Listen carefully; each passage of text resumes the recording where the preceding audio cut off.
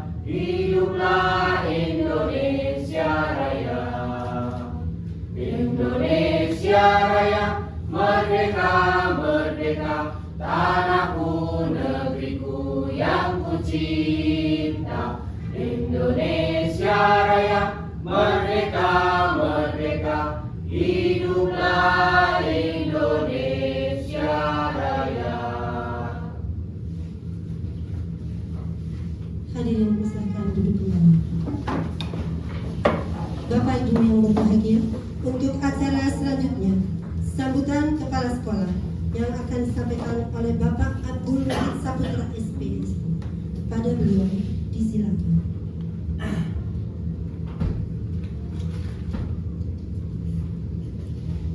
Bismillahirrahmanirrahim. Assalamualaikum warahmatullahi wabarakatuh. Waalaikumsalam warahmatullahi wabarakatuh.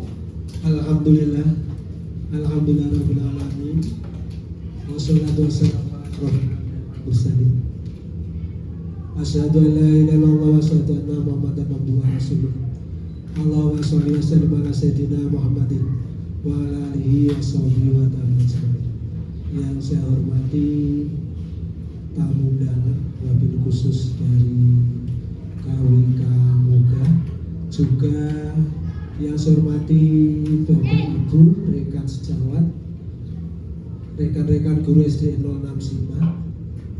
Pertama, marilah kita panjatkan syukur kepada Allah Subhanahu wa taala. Alhamdulillah, pada kesempatan pagi hari ini kita dapat berkumpul untuk melaksanakan agenda kegiatan, yaitu diseminasi budaya positif atas nama CGP Ibu Siti Nurhayati Saya ucapkan selamat mengikuti dan diharapkan nanti dapat berjalan dengan baik, lancar, dan menghasilkan sesuatu yang dapat membekali terhadap diri kita semua, khususnya yaitu minimal perubahan mindset, kemudian keterampilan atau kompetensi baru yang nanti akan disampaikan oleh Ibu Siti Nurhayati sebagai bahan referensi kita semua untuk melaksanakan pembelajaran yang lebih bermutu, lebih berkualitas.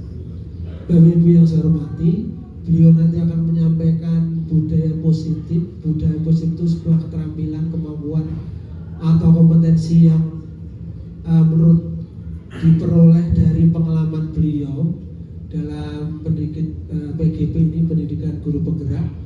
Nanti diharapkan Bapak Ibu dapat menyimak dengan baik dan dapat mengaplikasikan, menerapkan budaya positif yang disampaikan oleh beliau JKP Ibu Siti Nurhayati di dalam pembelajaran masing-masing atau kelasnya masing-masing sebagai bahan upaya untuk peningkatan kualitas pembelajaran. Demikian saja Bapak Ibu, apa sambutan yang bisa saya sampaikan. Diharapkan kegiatan ini nanti lancar, tidak kurang suatu apa. Cukup sekian. Akhirul kalam, wabillahi taufiq wal hidayah. Assalamualaikum warahmatullahi wabarakatuh.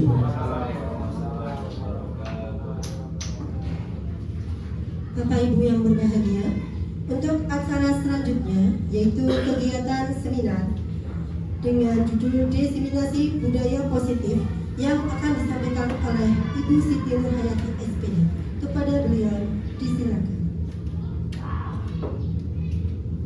Terima kasih atas waktunya. Assalamualaikum warahmatullahi wabarakatuh. Waalaikumsalam. Selamat pagi Bapak Ibu guru hebat SD 06 Pagi. Puji syukur kehadirat Allah Subhanahu wa taala atas nikmat yang tak terhingga sehingga kita dapat berkumpul pada pagi hari ini dalam keadaan sehat walafiat. Sebelumnya, pernahkah sebelumnya saya akan memberikan sebuah pertanyaan. Pernahkah Bapak Ibu guru hebat SD 06 Simak membayangkan sekolah sebagai rumah kedua?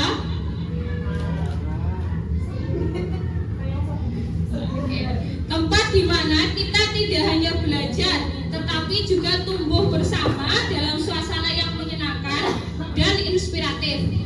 Budaya positif adalah kunci untuk mewujudkan impian tersebut. Budaya positif memiliki urgensi dalam pembentukan karakter anak. Sekolah sebagai institusi pembentukan karakter memiliki peran penting dalam pembentukan karakter siswa. Oleh karena itu, budaya positif di sekolah perlu diciptakan dan diwujudkan. Budaya positif akan tumbuh dari diri siswa dengan cara membiasakan mereka untuk menerapkan apa yang sudah menjadi keyakinan mereka yang nantinya bisa diwujudkan. Untuk mewujudkan hal tersebut, guru diharapkan melakukan gerakan awal untuk dapat menggerakkan siswa dan meminimalkan hukuman dalam kegiatan belajar mengajar. Melalui diseminasi ini diharapkan banyak guru khususnya di SDN 06 Simak tergerak untuk dapat mengimplementasikan budaya positif dalam pendampingan terhadap peserta didik maupun dalam keseharian. Mari kita bersama-sama mempelajari topik tentang budaya positif.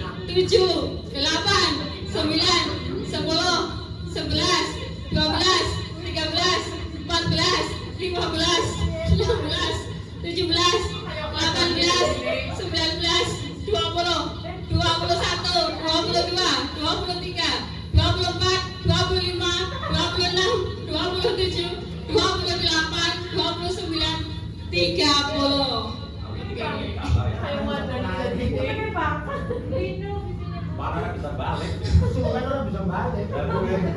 Oke, sekarang konsep inti budaya positif itu ada beberapa. Yang pertama adalah disiplin positif dan nilai-nilai kebajikan universal.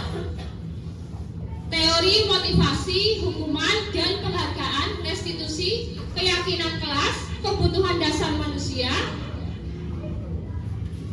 5 posisi kontrol, segitiga restitusi.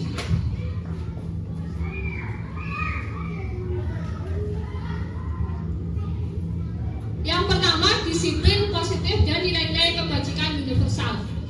Itu terdiri dari perubahan paradigma belajar, miskonsepsi teori kontrol, disiplin, nilai-nilai kebajikan universal.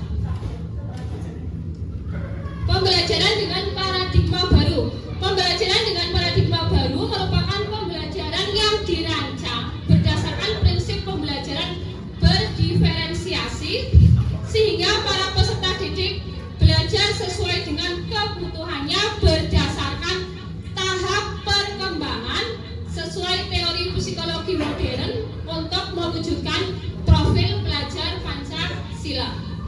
Profil pelajar Pancasila ada berapa Bapak Ibu? Ada 6. Beriman, bertakwa kepada Tuhan Yang Maha Esa dan berakhlak mulia, berkebinekaan global, bergotong royong, kreatif, bernalar kritis dan mandiri. Miskonsepsi tentang teori kontrol. Ilusi guru mengontrol murid. Pada dasarnya kita tidak dapat memaksa murid untuk berbuat sesuatu jikalau murid tersebut memilih untuk tidak melakukannya.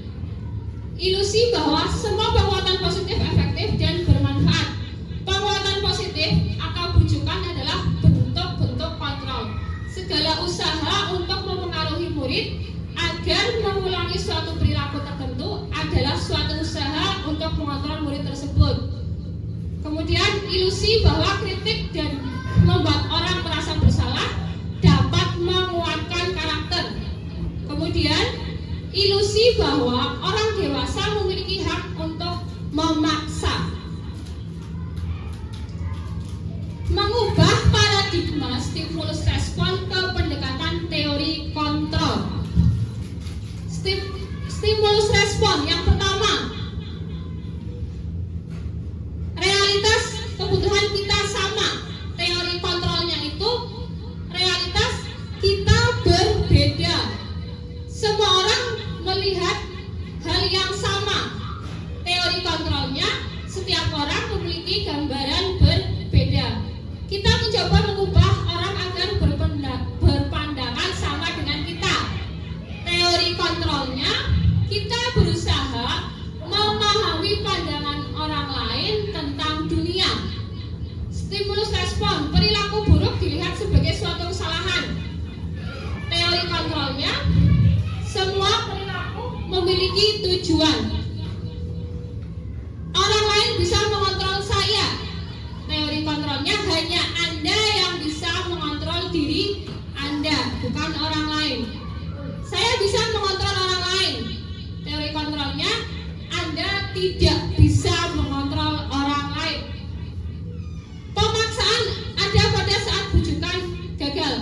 Kolaborasi dan konsensus menciptakan pilihan-pilihan baru. Disiplin. Ada kutipan dari Ki Hajar Dewantara tentang pemikiran konsepsi keteladanan, di mana ada kemerdekaan, disitulah harus ada disiplin yang kuat. Sungguh pun disiplin itu bersifat self-disiplin, yaitu kita sendiri yang mewajibkan kita dengan sekeras-kerasnya, tetapi itu sama saja. Sebab jikalau kita tidak cakap melakukan self-disiplin, wajiblah penguasa lain mendisiplinkan diri kita. Dan peraturan demikian itulah harus ada di dalam suasana yang merdeka. Kemudian disiplin positif. Disiplin dalam budaya kita, makna kata disiplin dimaknai menjadi sesuatu yang dilakukan seseorang pada orang lain untuk mendapatkan kepatuhan. Kita cenderung menghubungkan kata disiplin ya, dengan ketidaknyamanan. Disiplin positif sebagai pendidik, tujuan kita adalah menciptakan anak-anak yang memiliki disiplin diri sehingga mereka bisa berperilaku dengan mengacu pada nilai-nilai kebajikan universal dan memiliki motivasi intrinsik dan ekstrinsik. Nilai-nilai kebajikan. Nilai-nilai ini merupakan payung besar dari sikap dan perilaku kita, atau nilai-nilai ini merupakan fondasi kita berperilaku. Nilai-nilai kebajikan adalah sifat-sifat positif manusia yang merupakan tujuan mulia yang ingin dicapai setiap individu. Nilai-nilai kebajikan disepakati bersama, lepas dari suku, bangsa, agama, bahasa maupun latar belakangnya. Profil belajar Pancasila, kemudian ada Ibu Primary Research Program, kemudian ada keterampilan hidup. Bisa dibaca. Selanjutnya, teori motivasi hukuman dan penghargaan restitusi. 3 motivasi perilaku manusia: hukuman dan penghargaan, dihukuman oleh penghargaan, kemudian restitusi. 3 motivasi perilaku manusia. Yang pertama, untuk menghindari ketidaknyamanan atau hukuman. Kira-kira sesuai atau tidak Bapak Ibu? Biasanya kalau motivasi perilaku manusia itu untuk menghindari ketidaknyamanan atau hukuman. Kalau bagi anak-anak kira-kira sesuai atau tidak? Kemudian untuk mendapatkan imbalan atau penghargaan dari orang lain. Kemudian untuk menjadi orang yang mereka inginkan dan menghargai diri sendiri dengan nilai-nilai yang mereka percaya.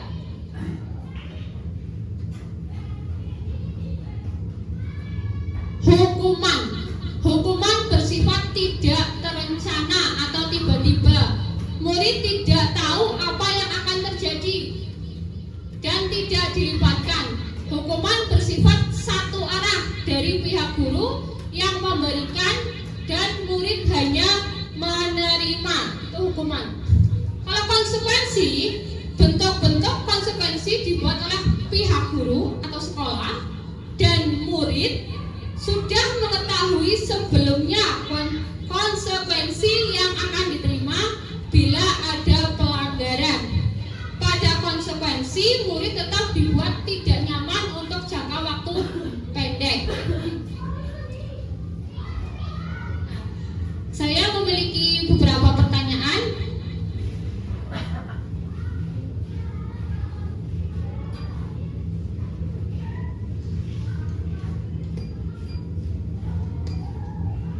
Yang pertama, hukuman, jawabannya silahkan pilih Bapak Ibu. Hukuman Yang pertama, mencatat 100 kali di dalam buku kalimat. Saya tidak akan terlambat lagi karena terlambat ke sekolah.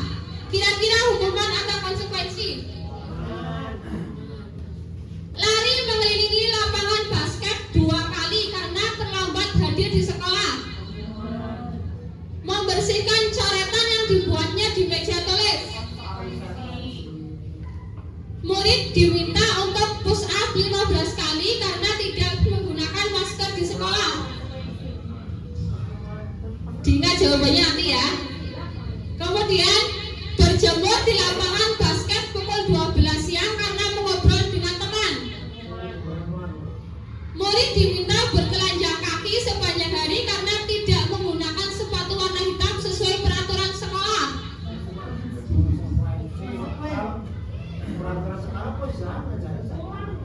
Berdiri di depan kelas sambil mengangkat kaki satu karena tidak bisa menjawab pertanyaan. Membersihkan tumpahan air di meja tulis karena tersenggol pada saat belajar. Kehilangan 10 menit jam istirahat untuk mengerjakan tugas karena terlambat datang dan tertinggal pelajaran selama 10 menit. Bapak Ibu guru hebat-hebat semua jawabannya. Mari kita cocokkan jawaban Bapak Ibu guru semua. Mencatat itu hukuman, lari hukuman, membersihkan konsekuensi. Kemudian murid diminta untuk push up itu hukuman, menggantikan kertas tugas itu konsekuensi, berjemur hukuman, bertelanjang kaki itu hukuman, berdiri di depan kelas itu hukuman, membersihkan tumpahan air di meja tulis konsekuensi, kemudian kehilangan 10 menit jam istirahat itu konsekuensi. Dihukum oleh penghargaan. Saat kita berulang kali menjanjikan hadiah kepada anak-anak agar berperilaku bertanggung jawab atau kepada seorang murid agar mempelajari sesuatu yang baru atau kepada seseorang karyawan agar melakukan pekerjaan yang berkualitas, kita sedang berasumsi mereka tidak dapat melakukannya atau mereka tidak akan memilih untuk melakukannya. Tindakan memberikan penghargaan nilainya sama dengan menghukum seseorang. Itu pengaruh jangka pendek dan jangka panjang. Penghargaan tidak efektif, penghargaan merusak hubungan, penghargaan mengurangi ketepatan, penghargaan menurunkan kualitas, penghargaan mematikan kreativitas, penghargaan menghukum motivasi dari dalam diri atau intrinsik. Restitusi. Restitusi adalah proses menciptakan kondisi bagi murid untuk memperbaiki kesalahan mereka sehingga mereka bisa kembali pada kelompok mereka dengan karakter yang lebih kuat. Itu sebuah cara menanamkan disiplin positif pada murid. Kemudian keyakinan kelas.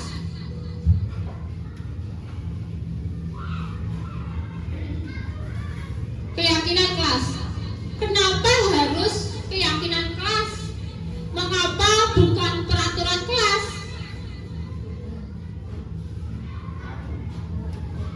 Keyakinan kelas. Keyakinan kelas lebih diprioritaskan bagi peserta didik di kelas daripada peraturan kelas karena keyakinan dapat memotivasi diri seseorang dari dalam sehingga dapat membentuk budaya positif. Keyakinan kelas dapat mempengaruhi hasil akademik siswa tetapi juga membentuk karakter mereka sebagai individu yang berintegritas, berani dan berempati. Pembentukan keyakinan kelas. Keyakinan kelas bersifat lebih abstrak. Keyakinan kelas berupa pernyataan universal. Pernyataan keyakinan kelas senantiasa dibuat dalam bentuk positif. Keyakinan kelas sebenarnya tidak terlalu banyak. Keyakinan kelas sebaiknya sesuatu yang dapat diterapkan di lingkungan tersebut. Semua wali kelas hendaknya ikut berkontribusi. Keyakinan kelas lewat kegiatan curah pendapat. Bersedia meninjau kembali keyakinan kelas dari waktu ke waktu. Kebutuhan dasar manusia. Kebutuhan dasar manusia adalah segala sesuatu yang kita lakukan untuk mendapatkan apa yang kita inginkan. Seluruh tindakan yang kita lakukan memiliki tujuan tertentu, dan semua usaha terbaik yang kita lakukan adalah dalam rangka agar kebutuhan dasar kita terpenuhi dengan baik. Kebutuhan dasar manusia itu bertahan hidup, kasih sayang dan rasa diterima, penguasaan, kebebasan, dan kesenangan. Ini kebutuhan untuk bertahan hidup. Kemudian kasih sayang dan rasa diterima, love and belonging, love. Kemudian penguasaan, power, kebutuhan pengakuan atas kemampuan. Kebebasan atau freedom, kebutuhan akan pilihan. Kemudian kesenangan atau fun, kebutuhan untuk merasa senang. Speaking sebentar. Bapak Ibu, sebelum saya melanjutkan materi selanjutnya, mari kita menonton bersama. Silakan. Saya memiliki cuplikan video.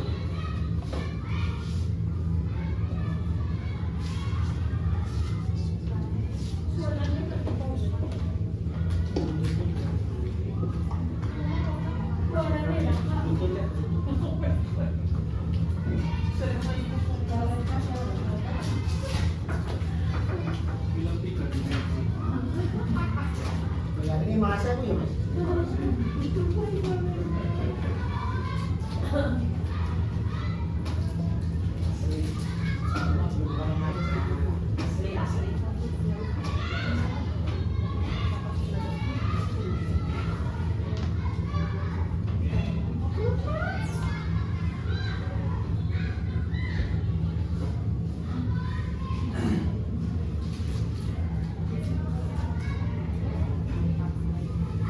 Sebentar ya Bapak Ibu.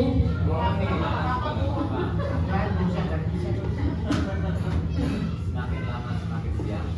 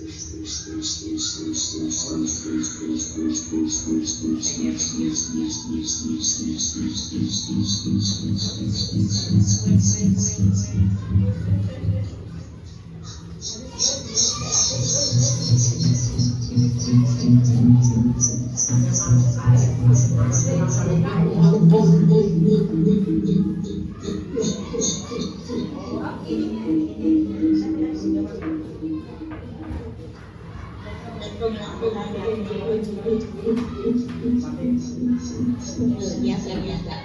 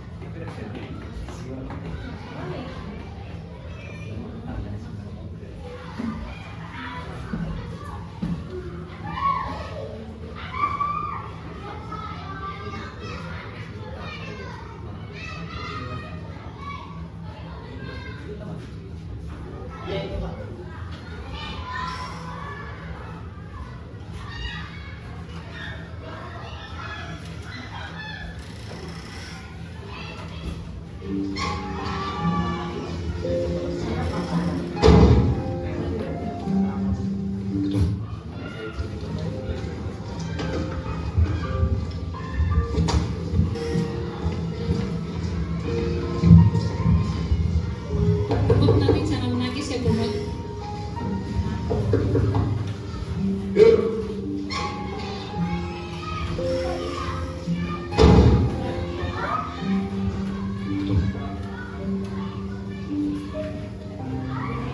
¿Pones? ¿Se me pones?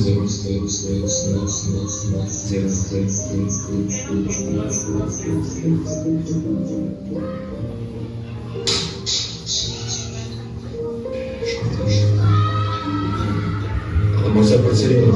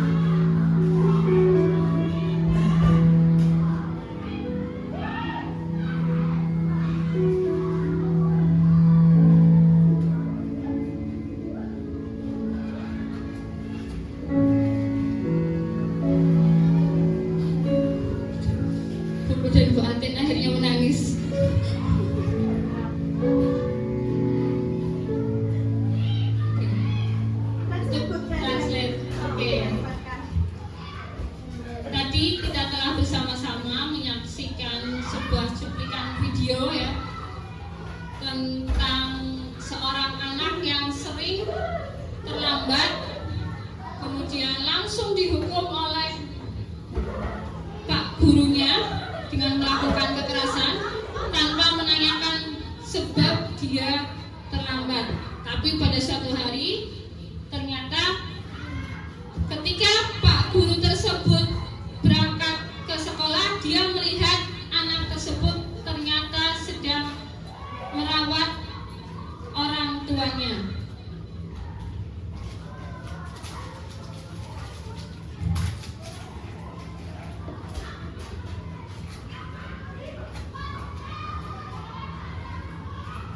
Tadi pesan yang terakhir itu diartikan seperti ini. Jangan merugikan siapapun, bersikap lembut dengan orang-orang karena Anda tidak tahu kekhawatiran mereka. Berusahalah untuk selalu berpikir positif atau menghindari berpikiran negatif, karena sering berpikir negatif akan berdampak tidak baik bagi kesehatan. Pola pikiran merupakan sesuatu hal yang tidak mudah untuk dikontrol. Pemikiran itu terkadang timbul begitu saja. Sikap atau aktivitas akan terpengaruh oleh apa yang kita pikirkan. Jika kita berpikir negatif, sikap dan tingkah laku akan sulit memiliki performa yang baik. Selain itu, ketenangan dan kebahagiaan hidup akan sulit dirasakan. Oke, kita lanjutkan materinya.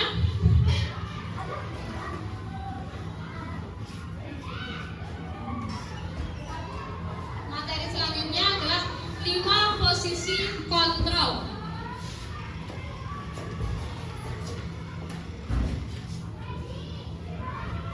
5 posisi kontrol guru. Melalui serangkaian riset dan berdasarkan pada teori kontrol Dr. William Glasser, dosen berkesimpulan ada 5 posisi kontrol yang diterapkan seorang guru, orang tua ataupun atasan dalam melakukan kontrol. Yang pertama, penghukum, pembuat merasa bersalah, teman, pemantau, dan manajer. Penghukum, seorang penghukum bisa menggunakan hukuman fisik maupun verbal. Guru-guru yang menerapkan posisi penghukum akan berkata, patuhi aturan saya, atau awas, kamu selalu saja salah. Selalu, pasti selalu yang terakhir selesai. Guru seperti ini senantiasa percaya hanya ada satu cara agar pembelajaran bisa berhasil, yaitu cara dia sendiri. Kemudian, pembuat merasa bersalah. Pada posisi ini biasanya guru akan bersuara lebih lembut. Pembuat merasa bersalah akan menggunakan kehinaan yang membuat orang lain merasa tidak nyaman, bersalah atau rendah diri. Di posisi ini, murid akan memiliki penilaian diri yang buruk tentang diri mereka. Murid merasa tidak berharga dan telah mengecewakan orang-orang disayangnya. Kata-kata yang keluar dengan lembut akan seperti, ibu sangat kecewa sekali dengan kamu. Berapa kali bapak harus memberitahu kamu ya? Gimana coba kalau orang tua kamu tahu kamu berbuat begini? Agak lembut ya. Kemudian teman.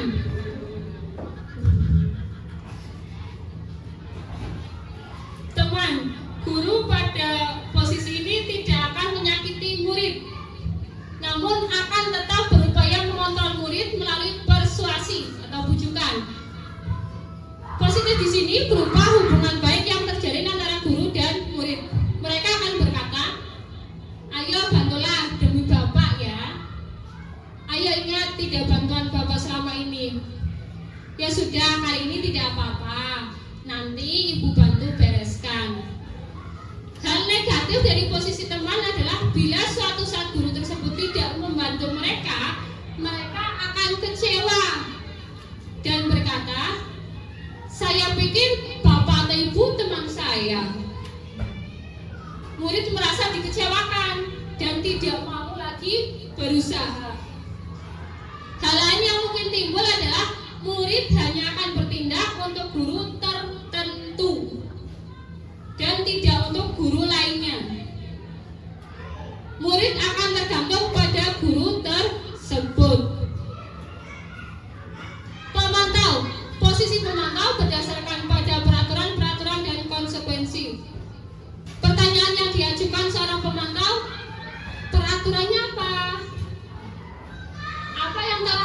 lakukan? Sanksi atau konsekuensinya apa? Itu pemantau. Kemudian manajer adalah posisi di mana guru berbuat sesuatu bersama dengan murid, mempersilahkan murid mempertanggungjawabkan perilakunya, mendukung murid agar dapat menemukan solusi atas permasalahannya sendiri. Contoh kalimatnya, apa yang kita yakini? Kembali lagi ke keyakinan kelas. Jika kamu meyakininya, apakah kamu bersedia memperbaikinya? Jika kamu memperbaiki ini, hal ini menunjukkan apa tentang dirimu? Apa rencana kamu untuk memperbaiki hal ini?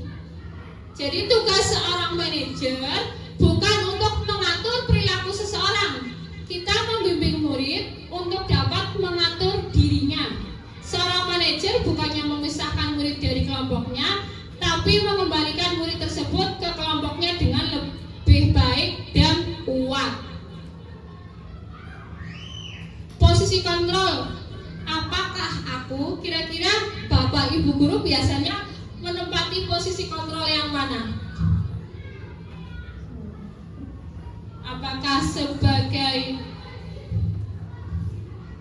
penghukum, pembuat merasa bersalah, teman, pemantau, atau manajer? Oke.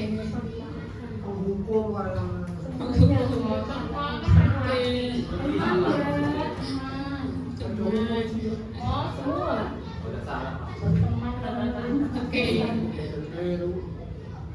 Kemudian segitiga restitusi.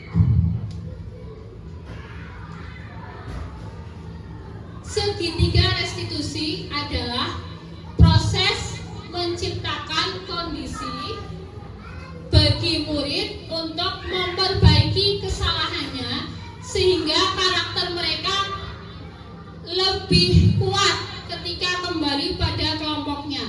Restitusi memberikan kesempatan kepada murid untuk disiplin positif, memulihkan diri dari kesalahan sehingga memiliki tujuan yang jelas.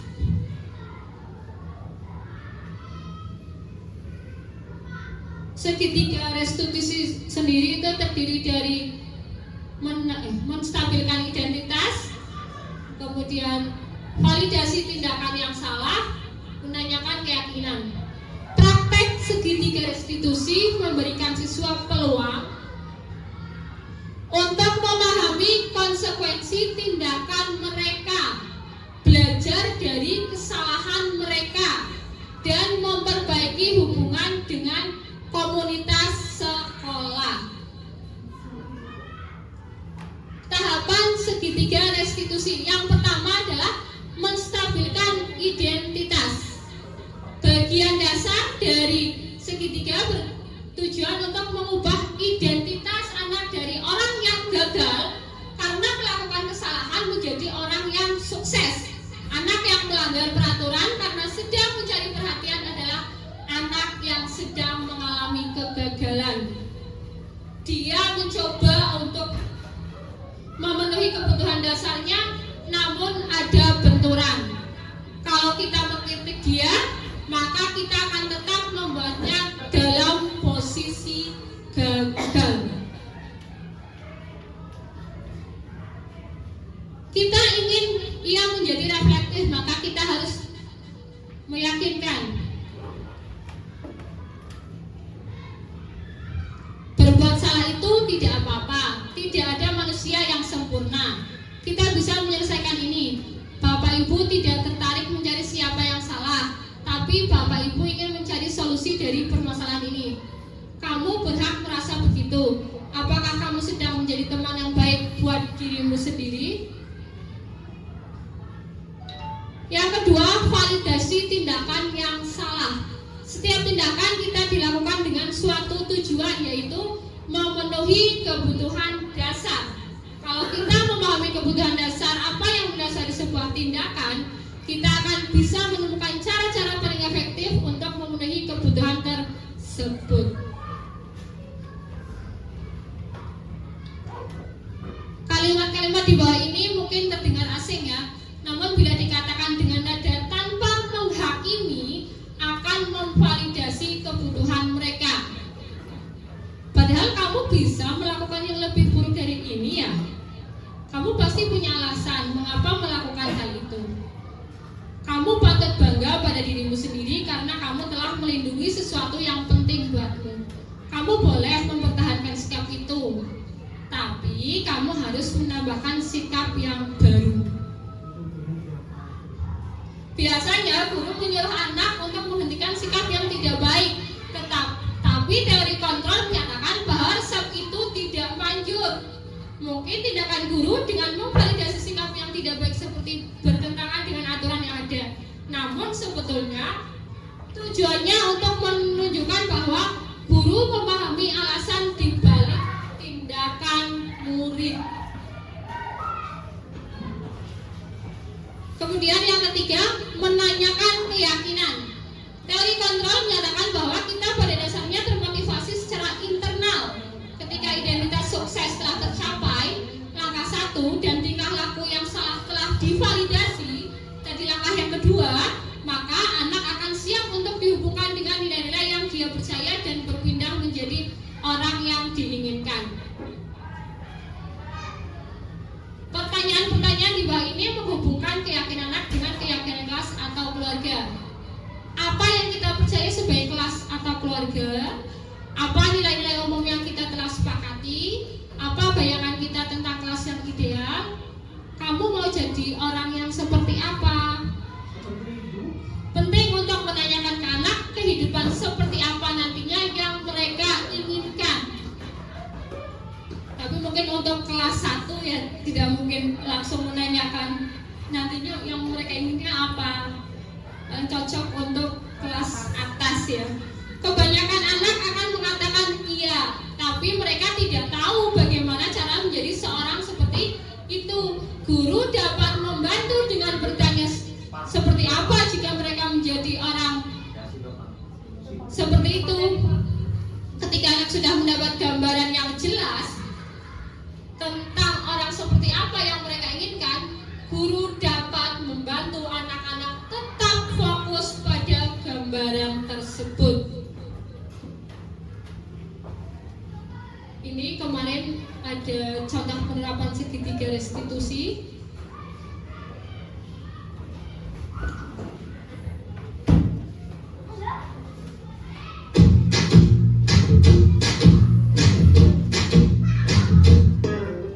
Kita bisa bersama mengubah dunia. Percaya pada diri demi cita-cita. Belajar, bergerak,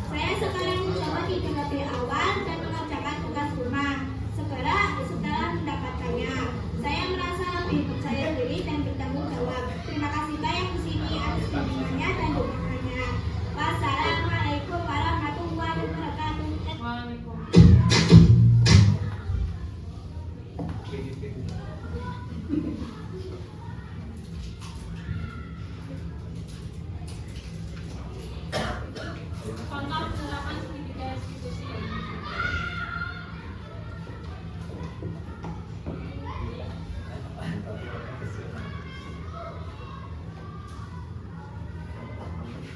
Nama saya Hendra Angga.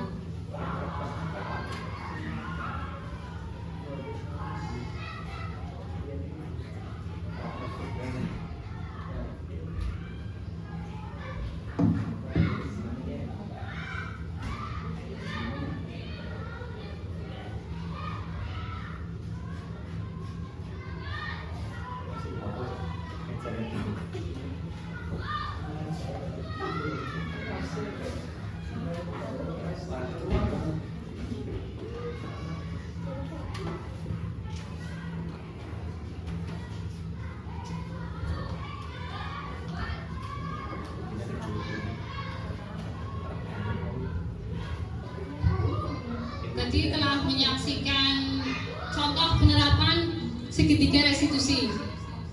Jadi kesimpulan dari budaya positif itu sendiri adalah investasi jangka panjang yang akan memberikan dampak yang signifikan bagi perkembangan siswa. Dengan menerapkan prinsip-prinsip dalam budaya positif, kita dapat menciptakan sekolah yang menjadi rumah kedua bagi siswa. Sesuai dengan visi yang telah saya buat, tempat mereka merasa aman, bahagia, dan siap menghadapi tantangan masa depan.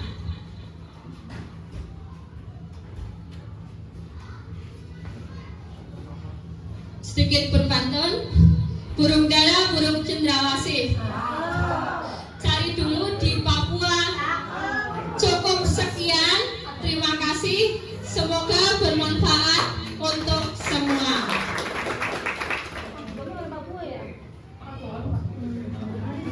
Waktu saya kembalikan lagi kepada Bu Anita.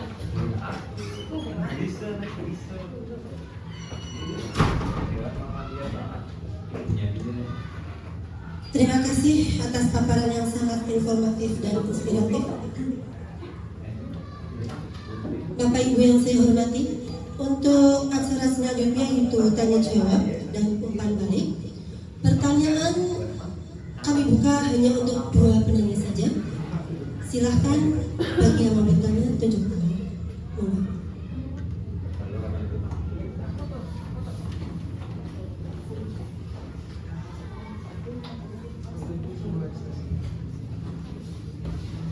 Assalamualaikum warahmatullahi wabarakatuh. Nama saya Sinta Kurniasi, guru kelas 3. Ada sedikit yang akan saya tanyakan kepada Ibu Siti Nurhayati. Kaitannya tadi dengan masalah segitiga restitusi. Tadi disampaikan bahwa masalah yang terjadi di sekolah bisa diselesaikan dengan cara restitusi.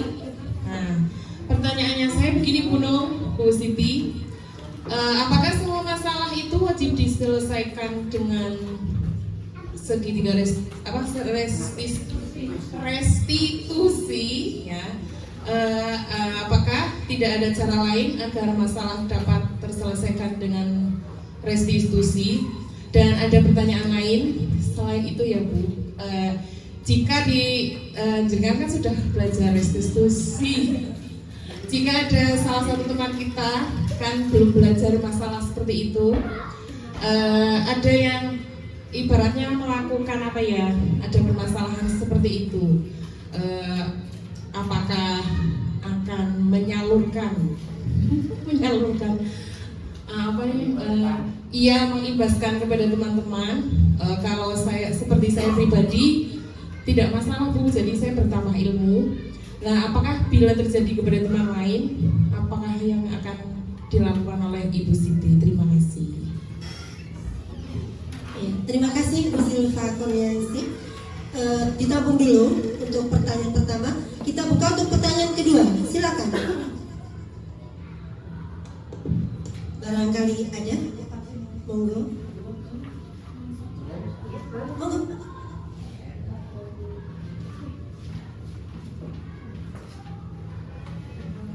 Terima kasih.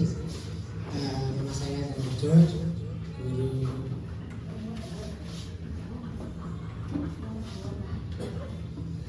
BJK. Terima kasih atas paparan dari Ibu Siti Nurhayati yang cukup bagus dan menjadikan kita tambah ilmu. Namun demikian ada yang ingin kami sampaikan untuk bertanya. Yang akan saya tanyakan yaitu, jika murid sudah mendapat restitusi, apakah sudah tidak perlu lagi mendapat konsekuensi dari aturan atau kesepakatan kelas yang sudah dibuat bersama kelas itu? Terima kasih. Terima kasih Bapak atas pertanyaan yang kedua. Cukup 2 saja ya, melihat waktunya sudah cukup siang. Untuk jawaban akan disampaikan oleh Ibu Siti Nurhayati SPD. Kepadanya disilakan. Terima kasih atas pertanyaannya dari Ibu Silva dan Pak Darmojo. Untuk pertanyaan dari Ibu Silva, yang pertama, restitusi itu tidak selalu tepat untuk semua kasus, ya, tidak selalu tepat ya untuk semua kasus. Kenapa? Karena segitiga restitusi tidak bisa menyelesaikan masalah secara tuntas, khususnya untuk pelanggaran berat. Contohnya kekerasan. Kalau sudah kekerasan kan tidak mungkin menggunakan segitiga restitusi. Karena hal itu diperlukan intervensi yang lebih tegas. Kalau kita menyelesaikan dengan restitusi, maka tidak ada kata jera, karena itu contoh kekerasan ya. Untuk pertanyaan kedua dari Bu Guru Silva, untuk segitiga restitusi itu untuk siswa. Kalau misalkan kita di lingkungan kantor seperti itu ada masalah, itu sepertinya kurang tepat jika diaplikasikan menggunakan penyelesaiannya dengan segitiga restitusi. Mungkin harus benar-benar dari hati ke hati, kesadaran diri, saling introspeksi diri. Kemudian pertanyaan dari Pak Darmojo, restitusi dan konsekuensi memiliki tujuan yang berbeda. Ya. Tujuannya sudah berbeda, Pak. Restitusi untuk memulihkan situasi, sedangkan konsekuensi bertujuan untuk membantu murid belajar dari kesalahan. Jadi setelah restitusi dilakukan, maka konsekuensi tetap harus dijalani. Seperti itu jawaban dari saya. Terima kasih. Cukup memuaskan jawabannya Bu Silva, Pak Darmojo. Oke, terima kasih. Waktu saya kembalikan lagi ke Bu Anita. Ya. Demikian tadi jawaban dari Bu Nur Hidayati. Semoga apa yang saya sampaikan bisa dipahami dan bisa memuaskan.